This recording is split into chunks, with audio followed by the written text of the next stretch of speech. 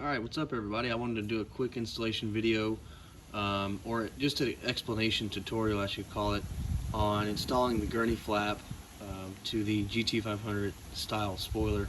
The spoiler I have it did not come with the holes pre-drilled like the OEM Ford one does.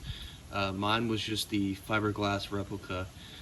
So what I have here is my drill. I've got a 5/32 drill attachment, and I've got a Loctite.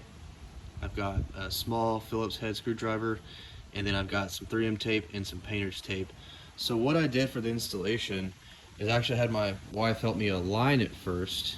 So what the biggest thing to me was getting it aligned on this part, getting it centered up, and then once you get that centered up, what you want to do is focus on getting the edge here lined up. If you can see the lip of a spoiler here, you want to make sure that this line is matching that as well. And it's kind of, I should call it beveled in a way, so it's pretty hard to mess that up. But once you get that aligned, then you'll want to go ahead and mark where your screws need to be drilled and get all those set up there. But what I did was I did put 3M tape on that beveled piece on the inner portion.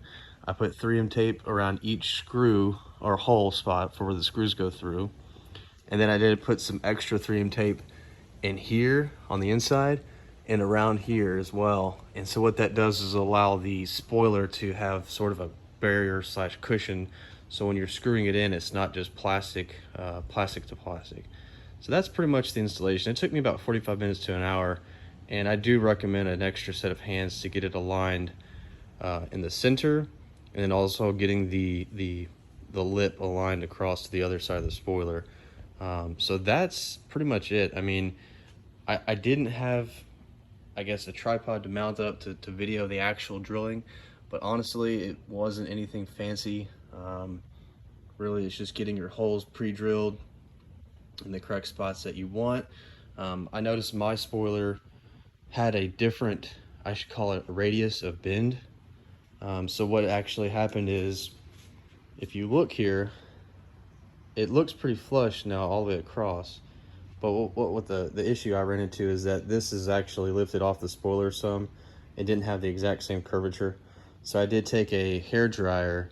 Once I got the two center screws secured, I took a hair dryer and then actually heated up this portion here just a little bit, and then pressed it into where I needed it, pre-drilled my hole, put the screw in, and then kept some heat on it for a little bit longer to make sure that it actually conformed to the spoiler itself. And I did the same for the left side as well. And this is the S550. So actually, the funny thing is I have an S550 parts Gurney flap, and then this is an FF function factor performance spoiler. So you know, I bought them at separate times. I've had the spoiler for a long time now and decided to add the Gurney flap, and I really love the look of it. So anyhow, that's pretty much it. I appreciate everybody's time.